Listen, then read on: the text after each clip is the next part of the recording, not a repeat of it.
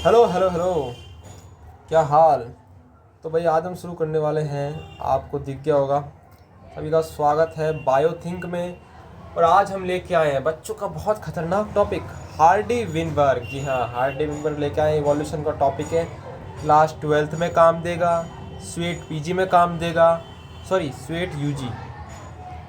ठीक है, तो ये है यूजी, यूजी है यूजी, नॉट पीजी। यूजी में भी ये काम देगा। चलिए शुरू करते हैं, शुरू करें खेला। चलो, हार्डी विनबर्ग। तो हार्डी विनबर्ग को समझना है तो जरा हार्डी विनबर्ग को जान लीजिए। हार्डी विनबर्ग क्या कहता है। चलिए, हार्डी विनबर्ग ने, ये दो साइंटिस्ट थे, मतलब मैथमेटिशियन थे। इन्होंने अपनी इक्वेशन दी कि भाई कोई भी अगर पॉपुलेशन इवॉल्व नहीं कर रही है, नॉन इवॉल्विंग, तो उसमें क्या क्या कंडीशंस होनी चाहिए। उसमें उन्होंने दो इक्वेशंस दी कि यदि कोई जो पॉपुलेशन है वो अगर इवॉल्व नहीं कर रही है तो उसमें अलील की फ्रीक्वेंसी, देखो किसकी फ्रीक्वेंसी, अलील की फ्रीक्वेंसी चेंज नहीं होनी चाहिए। अलील की फ्रीक्वेंसी ये होनी चाहिए। जीनोटिपिक फ्रीक्वेंसी का इक्वेशन ये दी।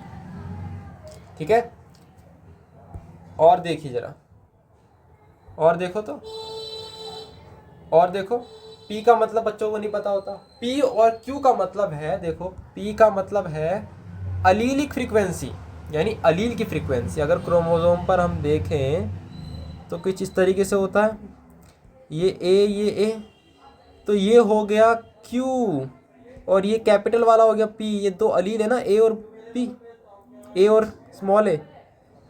ठीक है, तो P Q से हम इसे डिनोट करते हैं। तो P हो गया डोमिनेंट अलील की फ्रीक्वेंसी और Q हो गया रिसेसिव अलील की फ्रीक्वेंसी। ये ध्यान रखना मोस्ट इंपॉर्टेंट है।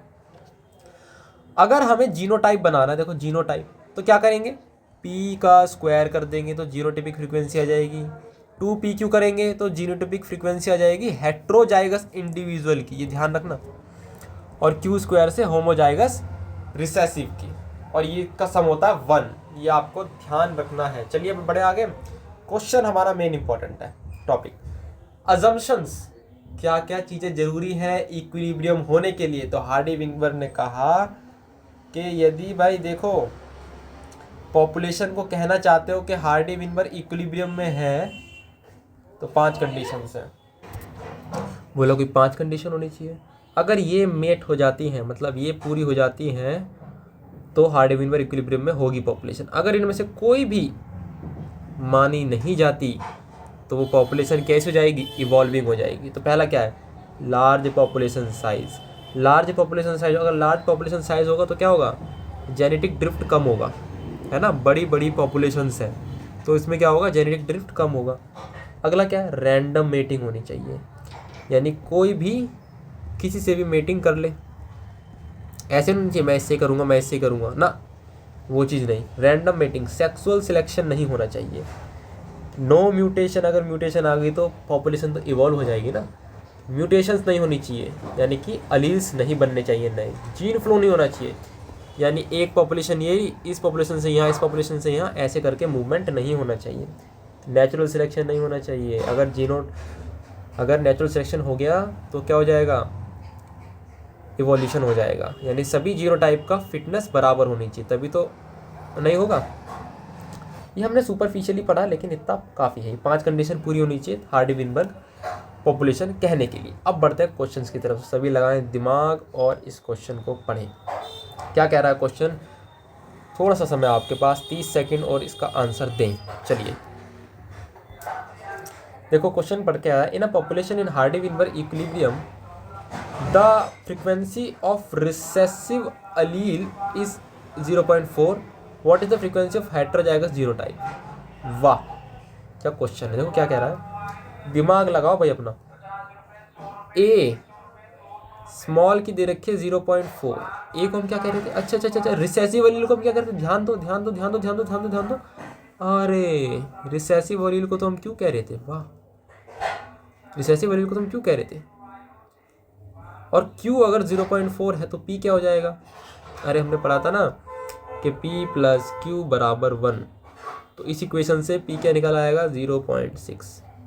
जब दोनों निकल गए, हेट्रोजाइगस जीनोटाइप की फ्रीक्वेंसी बतानी है। और हमने क्या पढ़ा था, अरे ध्यान दो, हेट्रोजाइगस जीनोटाइप की फ्रीक्वेंसी ये रहा ना, जीनोटाइपिक फ्रीक्वेंसी हेट्रोजाइगोट की, देखो frequent frequency of heterozygous individual 2pq कर देंगे, 2 into P into Q, 0.4 into 0.6 into 2 क्या आएगा, इसका आएगा 0.48, 6 चौक 24, 24 दूनी 48। ठीक है, तो आंसर हो गया ये। कितनों का सही आया कमेंट में बताओ, इंपॉर्टेंट सवाल है। ठीक, अगला क्वेश्चन, दिमाग लगाएं जबरदस्त। चलिए, which of the following, question क्या कह रहा है, which of the following condition is most likely to lead deviation from Hardy Weinberg equilibrium. कौन सा कंडीशन है जिससे हार्डी-विनबर इक्विलिब्रियम डिस्टर्ब हो सकता है। इनफाइनाइट पॉपुलेशन साइज, भाई ये तो चाहिए हमें। लैक ऑफ म्यूटेशन, ये तो चाहिए। डायरेक्शनल सिलेक्शन, रैंडम मेटिंग भी चाहिए। अरे सिलेक्शन अगर हो गया तो काहे का, है ना, तो ये हमें नहीं चाहिए। अगर ये हो गया तो हार्डी-विनबर इक्विलिब्रियम में नहीं रहेगी पॉपुलेशन। तो आंसर सी, इसका आंसर हो जाएगा सी। चलिए आगे, ये देखो, अपने ब्रेन का ग्लूकोज इस्तेमाल करो और आंसर बताओ। क्या कह रहा है question, in a population frequency of dominant phenotype is 0.19, what is the frequency of recessive allele. वाह, अब ये 7 करोड़ का सवाल है, क्लास 12th लेवल पे 7 करोड़ का सवाल है। बताओ डोमिनेंट फिनोटाइप, डोमिनेंट फिनोटाइप क्या था, डोमिनेंट फिनोटाइप था क्यू, डोमिनेंट फिनोटाइप क्या था बोलो, मतलब डोमिनेंट फिनोटाइप की क्या दे रखी है, डोमिनेंट फिनोटाइप क्या हो गया, पी दे रखा है 0.19, पूछा क्यू है। अरे वाह, अब p प्लस क्यू 1, ये तो हमें पता है ना, तो p दे रखा है 0.19 प्लस q बराबर 1, q हो जाएगा 1 minus 0.19। So answer should be what, 10 में से 9 गया, 1 गया, 9 में से 8, 0.81 should be the correct answer. ठीक है, तो ये आंसर इसका सही हो जाएगा। क्लियर रहता, चलो आगे बढ़ते हैं। अब इसमें डबल दिमाग लगाओ, इसमें डबल दिमाग लगाना है, डबल ग्लूकोज खर्च करो इसमें अपने दिमाग का। MSQ क्वेश्चन है, MSQ क्वेश्चन मतलब एक से ज़्यादा ऑप्शन सही हैं। किसके बारे में पूछा है, जेनेटिक ड्रिफ्ट के बारे में करेक्ट स्टेटमेंट्स कौन कौन सी है बताओ। It is pronounced in small population, क्या स्मॉल पॉपुलेशन में होता है। It lead to the loss of allele, it result of non random mating, bottleneck effect is a form of genetic drift. बताओ भाई, it is pronounce small population में ही होगा, बिल्कुल सही है, स्मॉल पॉपुलेशन में तो होता है। भाई छोटी पॉपुलेशन में मान लो कोई ट्रक चढ़ गया तो हो सकता है इसमें लॉस ऑफ अलील हो जाए, और लॉस ऑफ अलील को बाय चांस इवेंट, कोई चांस इवेंट हो गया, कैटास्ट्रॉफिक इवेंट हो गया, मतलब ट्रक चढ़ गया, ठीक कुछ भी हो गया, भूकंप आ गया, मर गए, तो इसी तो कहते हैं जेनेटिक ड्रिफ्ट।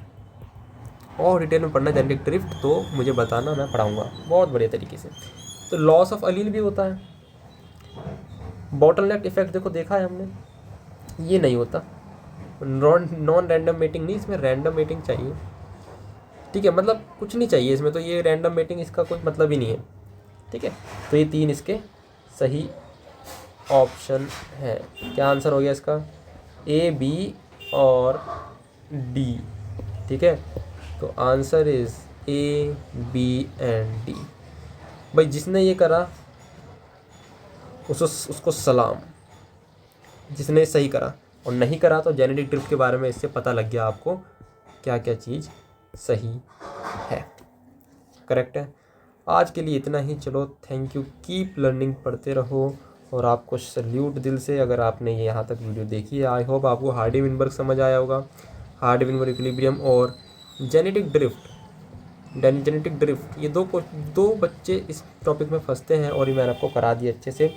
चलिए मिलते हैं, अस्सलाम वालेकुम, राम राम, सत श्री अकाल।